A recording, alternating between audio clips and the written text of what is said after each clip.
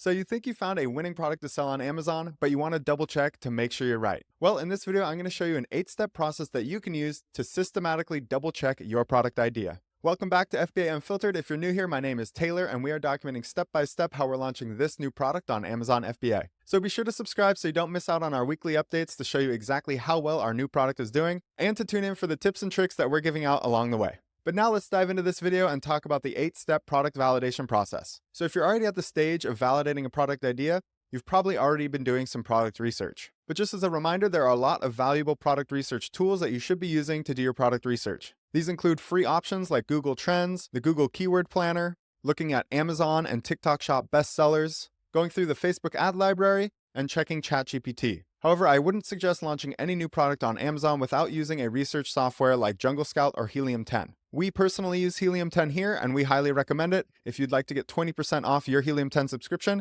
you can check the link in the description of this video. All right, so step number 1 is going to be financial analysis. This should be pretty obvious and straightforward, but you need to know what your margins are going to be and what you can expect for your return on investment. You're going to need to know things like the cost of your product, how much it's going to cost to fulfill the orders, so shipping costs and any associated marketplace fees, estimate your ad spend per unit, and any other miscellaneous fees such as shipping products to influencers or having products shipped to you. As a reminder, we recommend a minimum net profit margin of 35 to 40%, with 50 to 60% being ideal and 70 plus being absolutely out of the park. And for your target ROI, you really should shoot for a 90% ROI minimum on your first order, with 100% ROI being ideal and anything over 100% on your first order being fantastic. Another aspect of this financial analysis step is to take into consideration the competitor prices. So you should know the general price range that your competitors are offering the similar product. And you should take that into consideration when coming up with your target retail price. Step number 2 is going to be identifying market demand. You need to identify trends related to your product and determine if they're stable,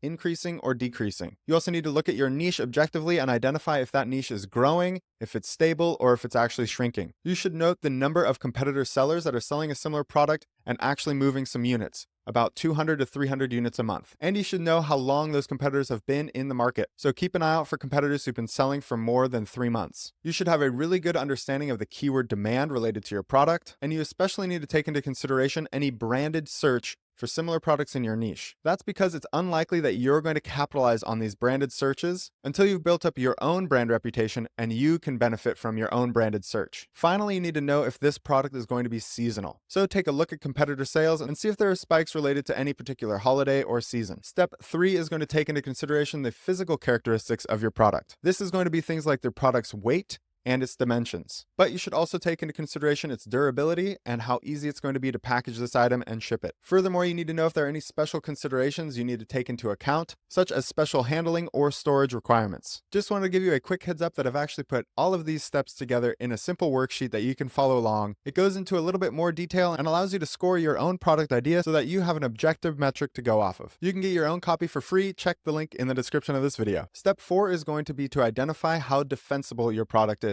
Here's a hierarchy from least defensible to most defensible products. The least defensible tier, or tier 1, is going to be white label products or generic products. The next step up from that is going to be a white label product that you've made minor changes to. These are normally changes to the appearance. The next tier is going to be changes to the product that affect its functionality or its design and might even require some tweaks to the tooling or manufacturing methods necessary to make the product. The next product tier and most defensible product is going to be something that's fully custom and requires its own manufacturing process. And if you're really serious about having a highly defensible product, you can take those characteristics from tier 4 and couple them with intellectual property protections, such as a copyright or a patent. For step 5, you're going to be looking at how marketable this product is. Does your product offer a unique mechanism to provide value to the customer? Maybe you've put a new twist on a way to solve an age-old problem. Is there any authority that you can put behind your product, such as special expertise, certifications, or industry leadership? Can you showcase any case studies or social proof, such as key results and customer testimonials? Finally, you should take note of how easily this product could be marketed by an influencer. Step 6 is going to be how brandable your product is. Is it something that people could share with family or friends and spread by word of mouth? Are there other supporting products that you could potentially launch alongside this product in the future? Can you articulate a captivating brand story and core values that will help connect your product with your target customer? And can you display all these things in a highly visual manner? Step 7 is going to be to evaluate how likely you are to get repeat purchases. Is your product consumable? Is it topical? What is the estimated repurchase frequency? And if it is something that's consumable, you should know the shelf life. And the last step, step 8, is more timely than ever with the new Trump tariffs.